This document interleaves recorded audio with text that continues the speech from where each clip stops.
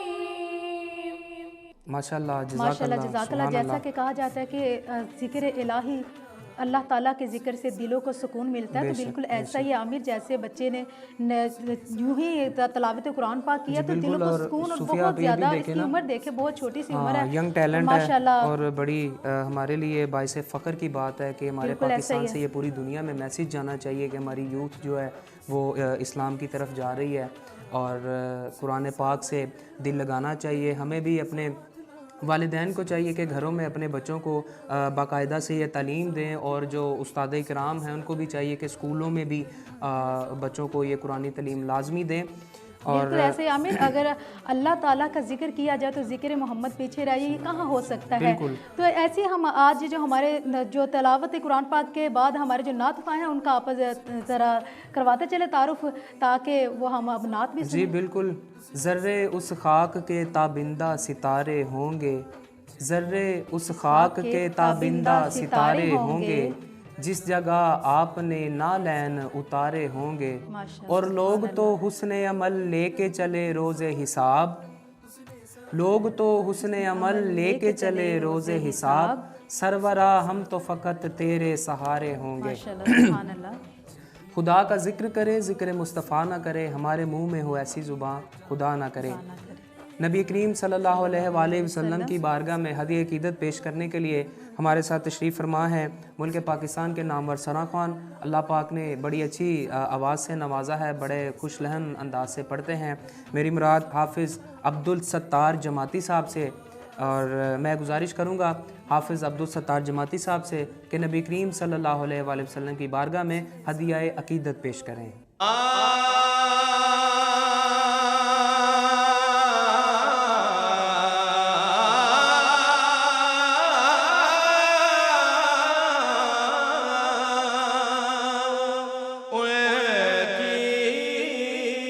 रहमतुल लिल आलमीन के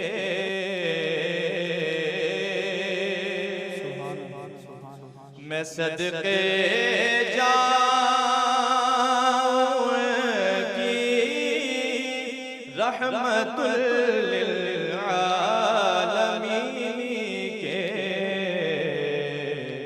पुकारो चाहे जितनी बार वो हर बार सुनते हैं, पुकारो चाहे जितनी बार वो हर बार सुनते हैं।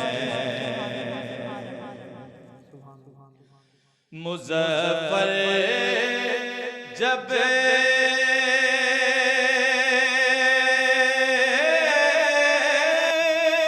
किसी महफ़िल में उनकी नात पढ़ता हूँ,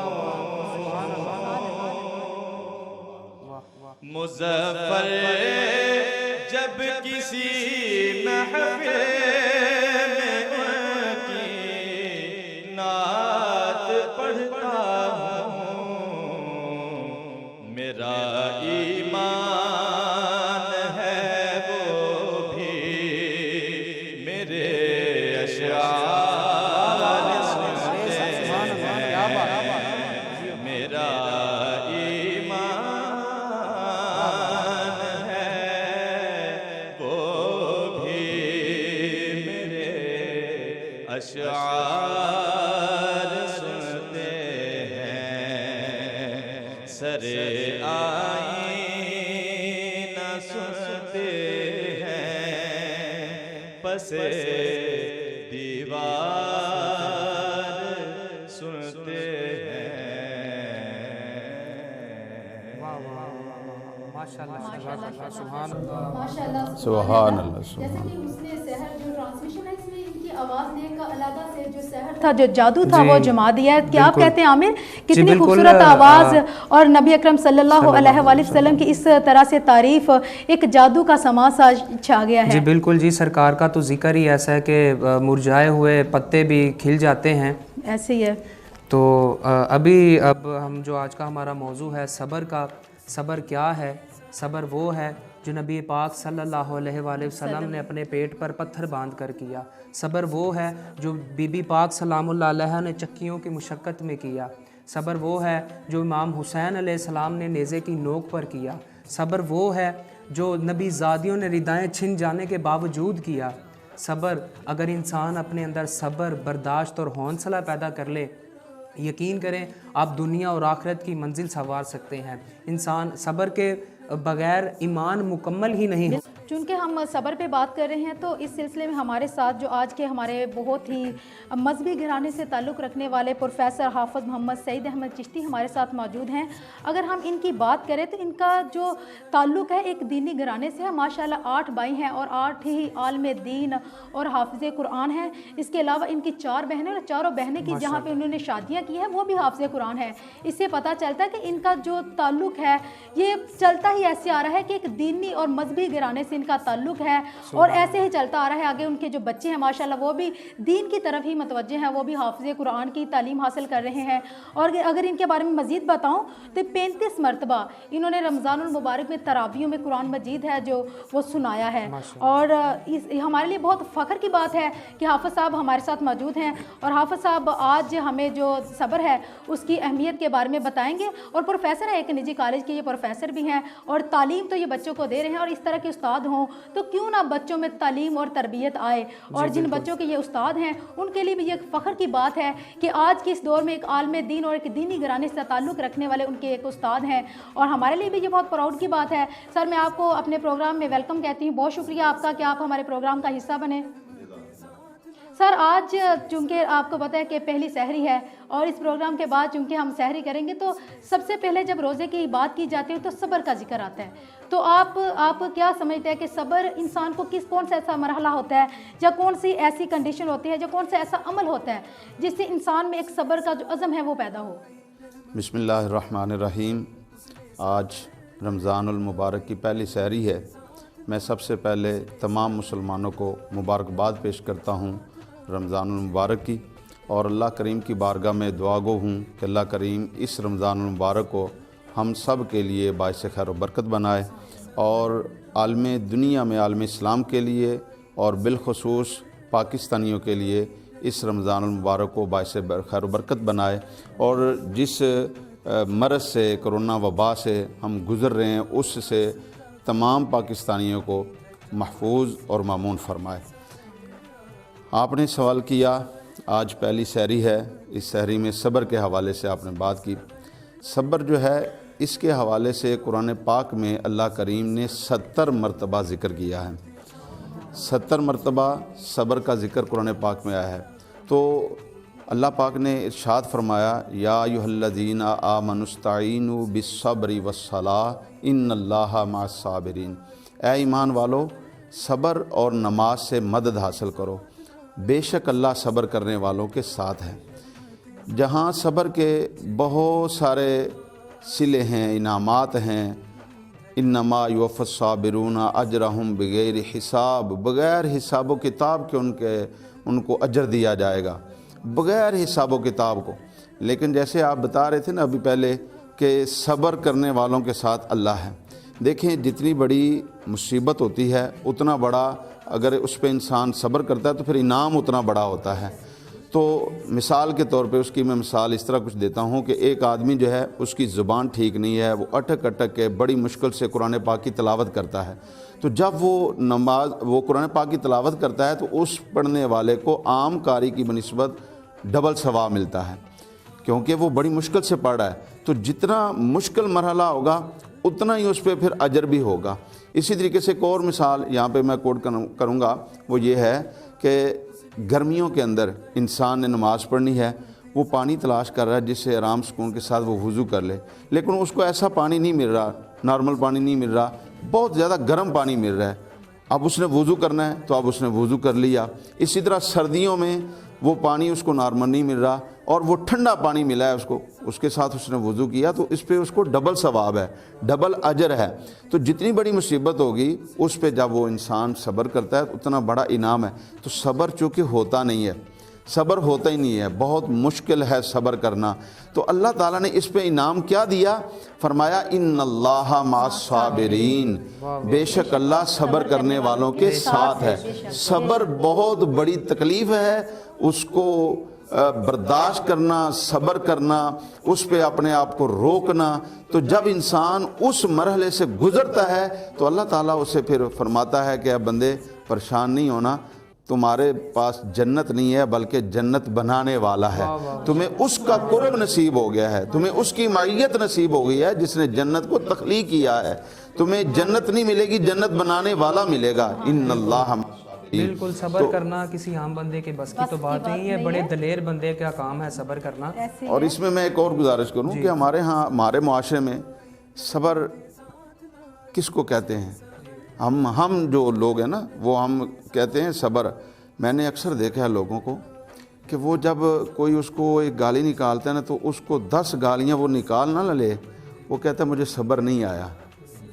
10 گالیاں نکال کے کہتا ہے اب مجھے صبر آیا، یعنی انتقام لینے کے بعد ہمارا صبر ہوتا ہے، ہم اس کو صبر کہتے ہیں، لیکن یہ صبر نہیں ہے، یہ صبر نہیں ہے۔ صبر کیا ہے؟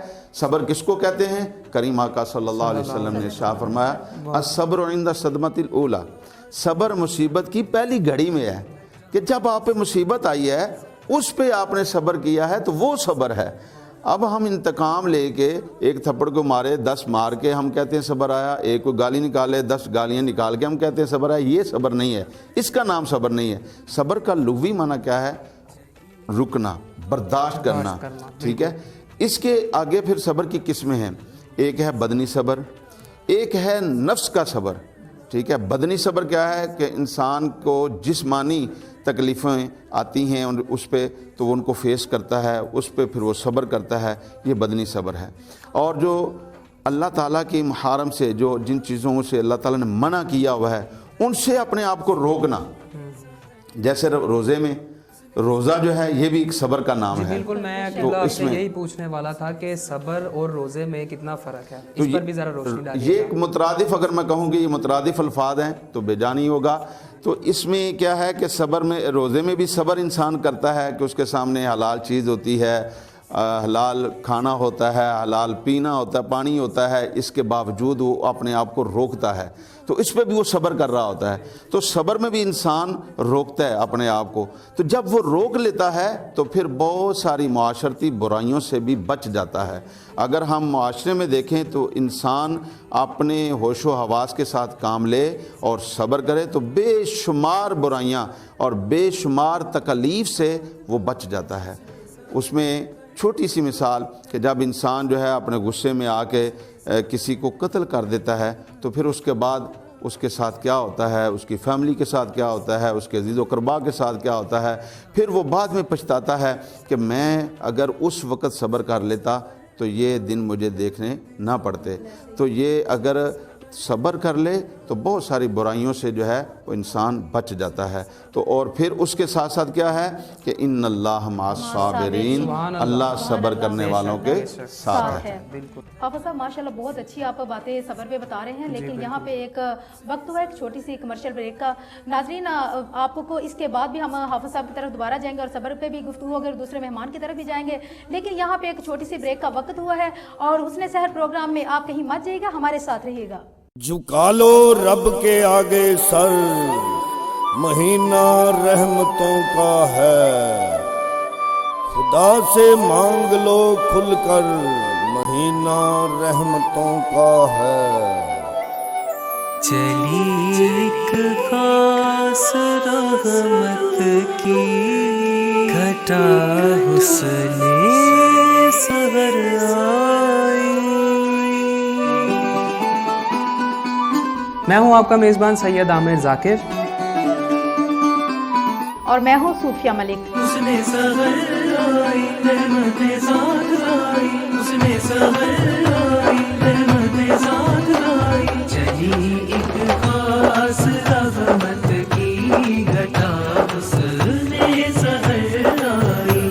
کرو اللہ کی حمد و ثنا ہے کہ حسن سحر آئی، کرو اللہ کی حمد و ثنا ہے کہ हुस्ने सगर आई।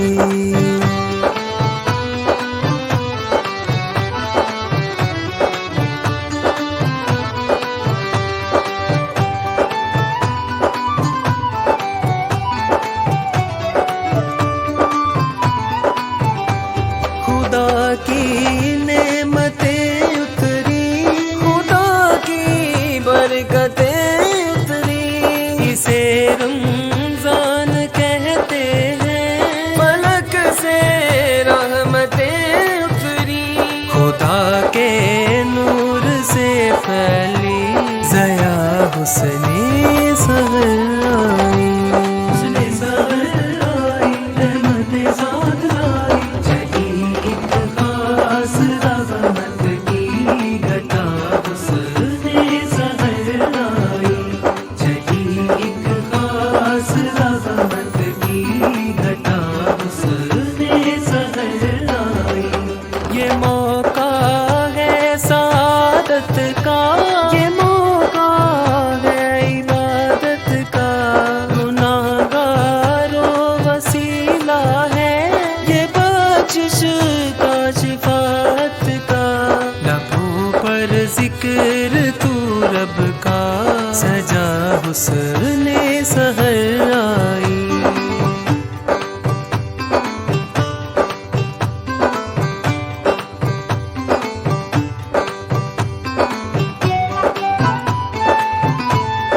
आपका और हमारा साथ रहेगा। यकम रमज़ान मुबारक से इंतहाई रमज़ान तक खुदा सब रोजेदारों पर खजाने खोल देता है, सहर को उठने वालों पर कदम मौसम के होता है, कोई बंदों पे है रब की अता हुस्ने सहर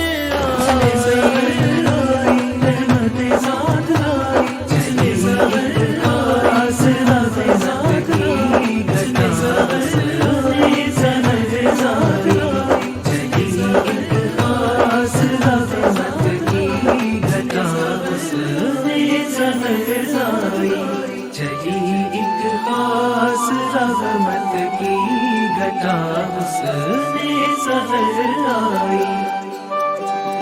तो देखना मत भूलिएगा, रेड न्यूज़ की खुसूसी सहरी ट्रांसमिशन हुस्ने सहर सिर्फ रेड न्यूज़ पर।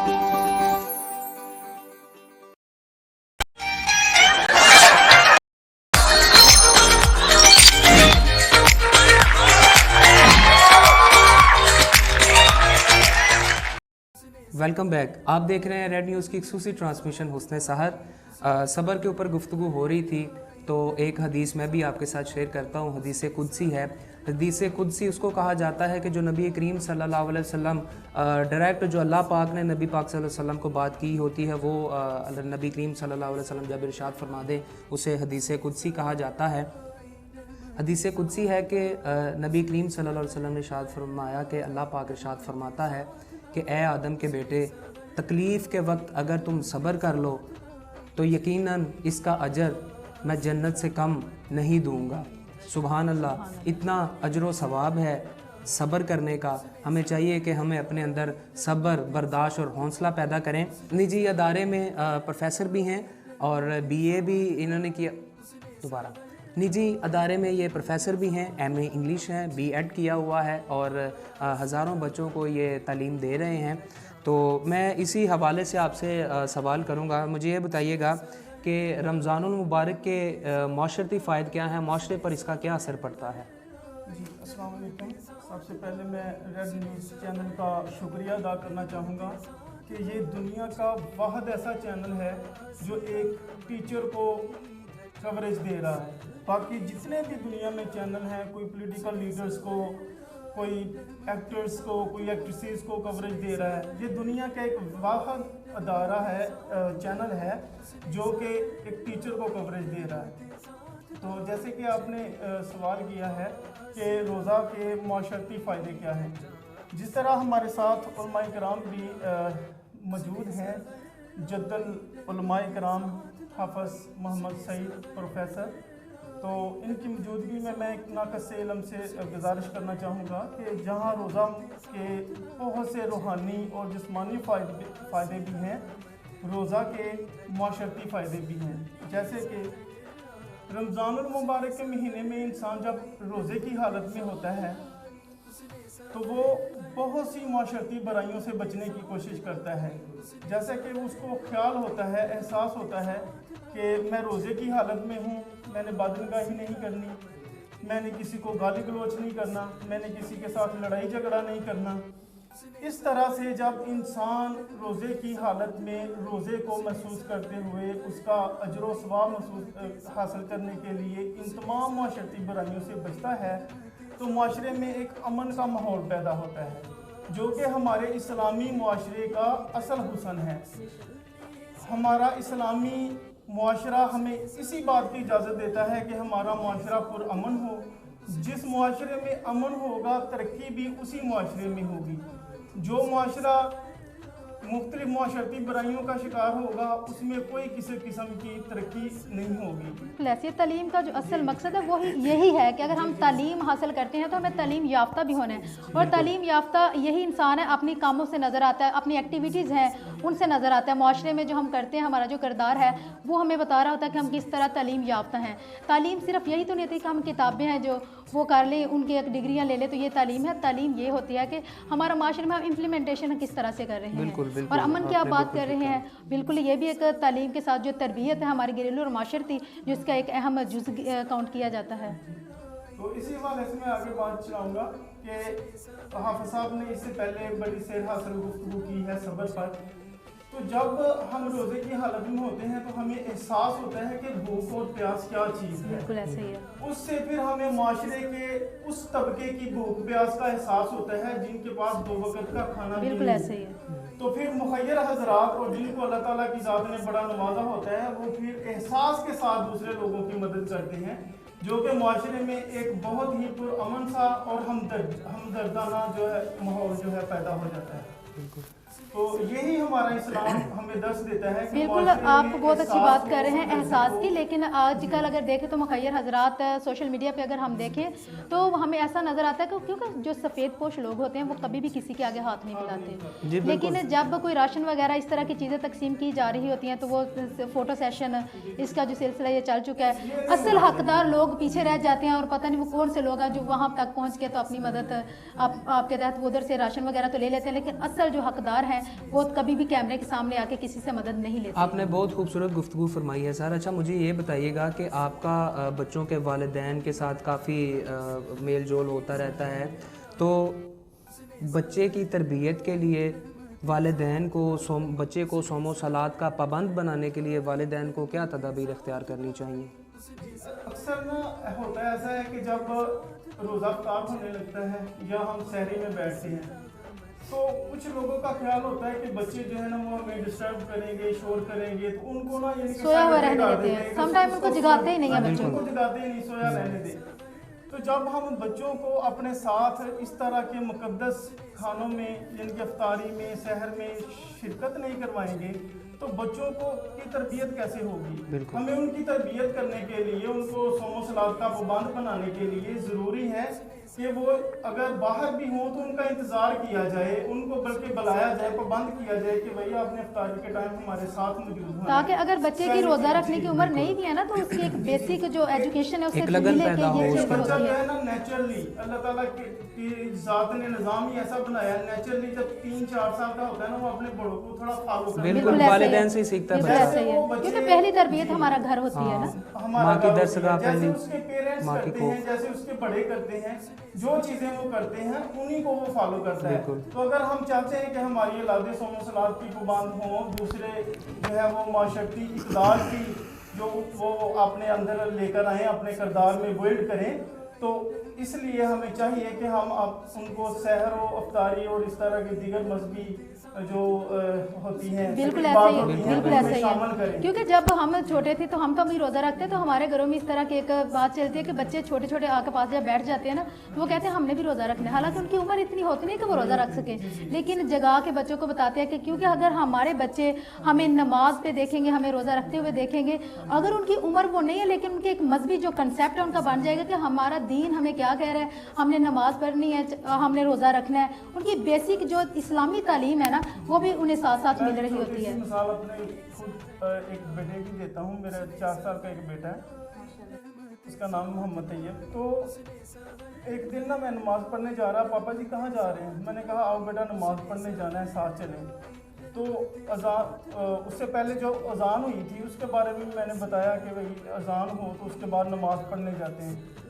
तो जब अगली नमाज का वक़्त आया, जो ही अज़ान हुई, तो मैं अपने पढ़ाई लिखाई के मामलात में थोड़ा बिजी था, तो आके मेरी कमीज़ खींची, कहता पापा अज़ान हो गई है, आओ नमाज पढ़ने चलें। आपने उन्हें बताया ना कि बेटा अजान है उसके बाद नमाज है, तो उसने इस चीज़ को फॉलो किया, क्योंकि हमारे बच्चे छोटी छोटी चीज़ों को बहुत ज़्यादा फॉलो करते हैं, पिक करते हैं। जी, इसी तरह जो हम अपने बच्चों की इसी तरह से तरबियत कर सकते हैं कि जो हम अच्छे काम करें उनको साथ शामिल करें। जी बहुत शुक्रिया प्रोफेसर सईद अब इकबाल हम साहब दोबारा से हाफिज़ साहब की तरफ में जाएं। बिल्कुल अब वक्त हुआ है एक प्रोग्राम में खूबसूरत सी नात शरीफ ऐड करने दोबारा का। से उसने सहर में तो सहर और जादू जमाने के लिए हमारे साथ जो आज हमारे नात हुए हैं उनकी नात हम दोबारा से मैं सुनते गुजारिश हैं। करूंगा हाफिज़ अब्दुल सत्तार जमाती साहब से कि नबी करीम सल्लल्लाहु अलैहि वसल्लम की बारगाह में अकीदत के फूल निछावर करें।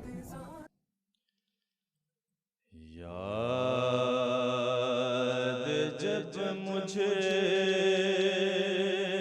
को मदीने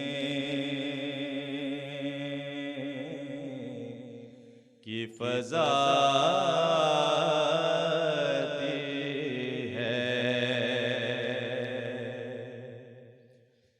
याद जब मुझे को मदीने की फजा आती है,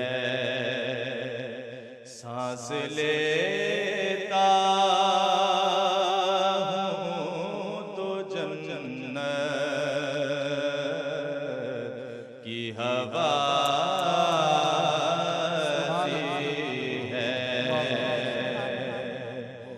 सांस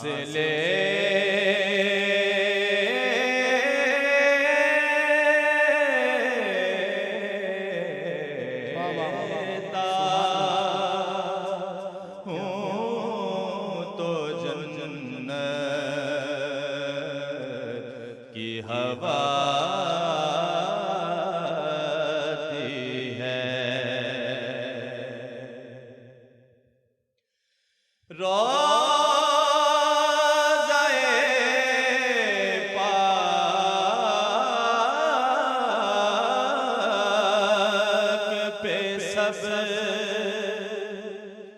ज़ब्ते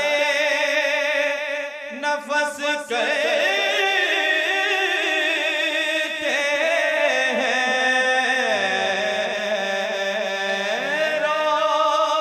रोज़ाए पाक पे सब ज़ब्ते नफस करते हैं।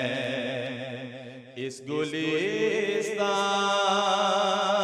में दबे पाँव हवा आती है। इस गुलिस्तान में दबे पाँव हवा आती है। हूँ गुलाम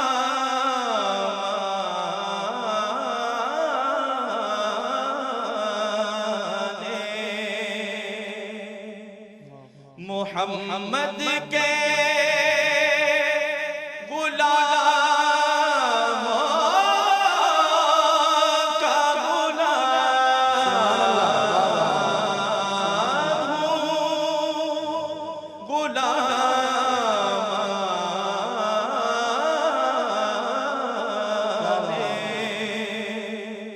محمد کے غلاموں کا غلام، خاک ہوں خاک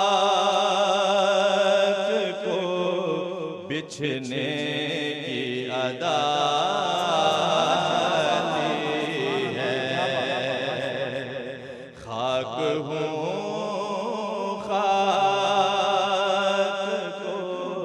بچھنے کی ادا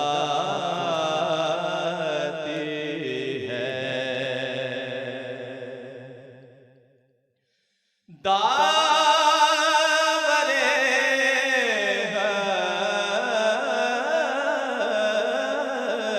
حشر سے یہ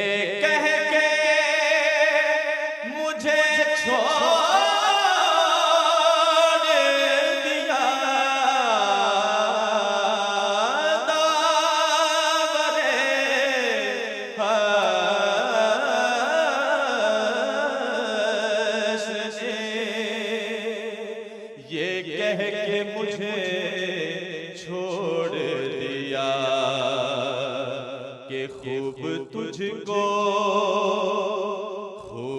تجھ کو میرے پیارے کی ثنا ہے، خوب تجھ کو میرے پیارے کی ثنا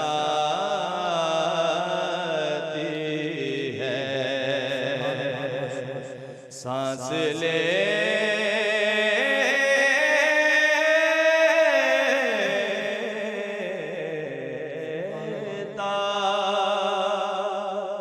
ہوں تو جنت کی ہوا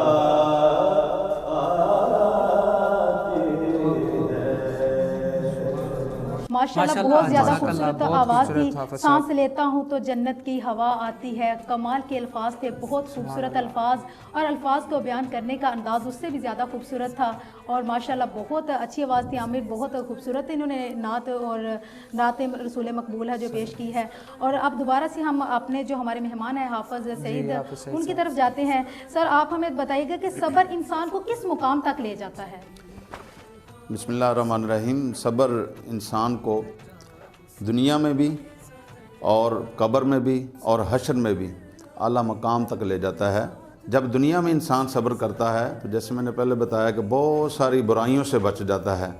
بہت ساری برائیوں سے بچنے کے بعد جب وہ معاشرے میں انسان اپنی زندگی گزارے گا تو ایک اعلیٰ مرتبہ وہ پائے گا اور لوگ جو ہے اس کی مثال دیں گے، وہ ایک ضرب المثل لوگوں کے لیے بن جائے گا کہ دیکھیں کہ یہ بندہ ہے، یہ کتنا شریف انسان ہے کہ اس پہ اتنی مصیبتیں آئیں. اور پھر اللہ تعالیٰ قرآن پاک میں ارشاد فرماتا ہے وَالصَّابِرِينَ فِي الْبَأْسَاءِ وَالضَّرَّاءِ وَحِينَ الْبَأْسِ أُولَٰئِكَ الَّذِينَ صَدَقُوا وَأُولَٰئِكَ هُمُ الْمُتَّقُونَ. یہ جو مصیبتوں میں، تنگیوں میں صبر کرنے والے ہیں نا، قرآن نے یہ کہا ہے کہ یہ سچے لوگ ہیں اور یہ پرہیزگار لوگ ہیں، یہ متقی لوگ ہیں.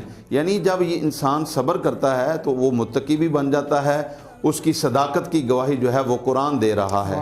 تو دنیا میں اس کو یہ مقام ملا کہ وہ متقی بھی بن گیا اور اس کے ساتھ ساتھ صادق بھی بن گیا، صدیق بھی بن گیا، سچا بھی بن گیا. اور جب وہ قبر میں جائے گا اور حشر میں جائے گا، اور حشر میں تو کریم آقا علیہ الصلوۃ والسلام نے ارشاد فرمایا کہ کچھ لوگ جو ہے وہ دوڑتے ہوئے جنت کی طرف جائیں گے، فرشتے آگے سے روکیں گے، او بھائی تم کون لوگ ہو، کدھر جا رہے ہو؟ تو وہ آگے سے کہیں گے ہم جنت میں جا رہے ہیں. تو فرشتے انہیں روکیں گے، ابھی تو حساب نہیں ہوا، ابھی معاملات طے نہیں ہوئے، تو آپ کدھر جنت میں جا رہے ہیں؟ آپ کون لوگ ہیں؟ اپنا تعارف کروائیں.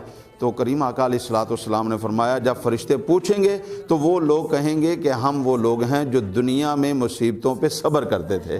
تو وہ فرشتے آگے سے کہیں گے اچھا آپ صابرین ہیں، چلیں جائیں، جیسے آپ نے کہا آپ جنت میں جائیں. تو محشر کے دن ایسے لوگوں کو جو صبر کریں گے ان کو یہ مقام ملے گا کہ حساب کتاب سے پہلے وہ جنت میں چلے جائیں گے. تو یہ اتنا بڑا درجہ ہے، انسان کو اس درجے کو پانا چاہیے، متقی اور پرہیزگار بھی بننا چاہیے، سچا بھی بننا چاہیے، اور قیامت والے دن اس کو یہ جو صلہ ملنا ہے اس صلے کو بھی اس کو حاصل کرنا چاہیے۔ بالکل، اگر صبر کے متعلق اگر ہم اپنے پیارے نبی صلی اللہ علیہ وسلم کی ذات اقدس کو بھی دیکھیں تو قبلہ یہ آسان نہیں ہوتا بیٹی کے قاتل کو معاف کرنا۔ اس بندوں پر پتھر جن لوگوں نے آپ صلی اللہ علیہ وسلم پر پتھر برسائے اور ان کے گلے میں پھولوں کا ہار ڈالنا، یہ بہت زیادہ صبر اور بڑے ہمت کی بات ہے۔ اللہ پاک نے نبی کریم صلی اللہ علیہ وسلم کو سمندروں سے بڑھ کر حوصلہ عطا فرمایا تھا۔ دیکھیں کریم آقا علیہ الصلوۃ امام الانبیاء والمرسلین ہیں، تمام نبیوں کے تمام رسولوں کے امام ہیں، اور کریم آقا علیہ الصلوۃ نے فرمایا کہ سب سے زیادہ مجھے تکلیف دی گئی، سب سے زیادہ مجھے تکلیف دی گئی۔ اب کریم آقا علیہ الصلوۃ کے اوپر جو ہے وہ آپ کے رستے میں کانٹے بھی بچھائے گئے، آپ کی گردن میں پٹکا ڈال کے متضاد سمتوں سے کھینچا بھی گیا، اور آپ کو اپنے گھر سے اپنے شہر سے نکال بھی دیا گیا۔ آپ نے ہجرت فرمائی اور پھر آپ بیت اللہ کو، مکہ المکرمہ کو چھوڑ کر مدینہ المنورہ بھی چلے گئے۔ ساری مصیبتوں کو آپ نے فیس کیا، اس پہ صبر کیا، اور پھر اسی صبر کو آگے حضرت سیدہ سلام اللہ علیہا نے دیکھا، اسی صبر کو حضرت مولا کائنات علی المرتضیٰ مشکل کشا شیر خدا رضی اللہ تعالیٰ عنہ نے دیکھا، اسی صبر کو حضرت امام حسن مجتبیٰ نے دیکھا، اسی صبر کو سیدنا امام علی مقام امام حسین رضی اللہ تعالیٰ عنہ نے دیکھا۔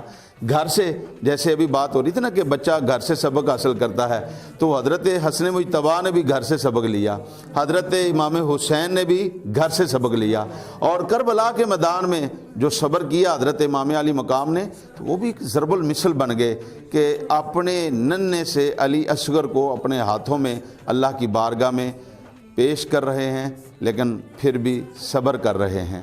اتنا بڑا صبر سیدہ زینب سلام اللہ علیہا کربلا کے میدان میں آپ کے سامنے آپ کے اون محمد شہید ہو جاتے ہیں، تو پھر بھی آپ صبر کر رہی ہیں، عورت ہو کے صبر کر رہی ہیں۔ اتنا تو یہ گھر سے ساری تربیت ملی تھی، گھر سے کریم آقا علیہ الصلوۃ کو انہوں نے دیکھا کہ کس طریقے سے حضور صلی اللہ علیہ وسلم نے صبر کیا۔ تو آقا کریم علیہ الصلوۃ نے فرمایا کہ سب سے زیادہ تکلیف جو ہیں وہ مجھے دی گئی ہیں۔ تو حضور صلی اللہ علیہ وسلم کا اسوہ حسنہ، اللہ تعالیٰ قرآن پاک میں ارشاد فرماتا ہے لقد کان لکم فی رسول اللہ اسوۃ حسنہ، اللہ کے رسول کی ذات میں تمہارے لیے بہترین نمونہ ہے۔ تو آج کے مسلمان کو چاہیے کہ وہ کریم آقا علیہ الصلوۃ کا کلمہ پڑھتا ہے، جو کلمہ پڑھتا ہے اپنے محبوب کا، تو ان کی سیرت کو اپنائے، ان کی سیرت کو اسٹڈی کرے، اچھے طریقے سے ان کی سنت پہ عمل کرے، اور جب وہ آقا کریم صلی اللہ علیہ وسلم کی سنت پہ عمل کرے گا تو بے شمار دنیا میں بھی مصیبتوں سے محفوظ رہے گا اور قبر اور حشر میں بھی محفوظ رہے گا۔ جی بالکل جی، یہ صبر کا ٹاپک ہی ایک ایسا ہے کہ ہم اس کو جتنا طویل کرتے جائیں گے تو یہ ہوتا جائے گا۔ تو میرے ساتھ پروفیسر سعید اقبال صاحب تشریف فرما ہیں۔ تعلیم کا اصل مقصد کیا ہے؟ دیکھیں، تعلیم کا اصل مقصد جو ہے وہ بنانا ہے انسان کو اس قابل کہ وہ اپنے ملک کے لیے، اپنے معاشرے کے لیے، اپنی قوم کے لیے ایک مفید شہری بنے۔ یہ نہیں کہ ایک ڈاکٹر بن گیا، اس نے پرچی لکھ کے لگا دیا کہ 2500 روپیہ جو ہے وہ فیس ہے، چیک اپ فیس، تو اس کو احساس نہیں ہے کہ کوئی غریب بندہ بھی ہے، اس کے پاس اتنے پیسے نہیں، وہ کہاں سے لائے گا۔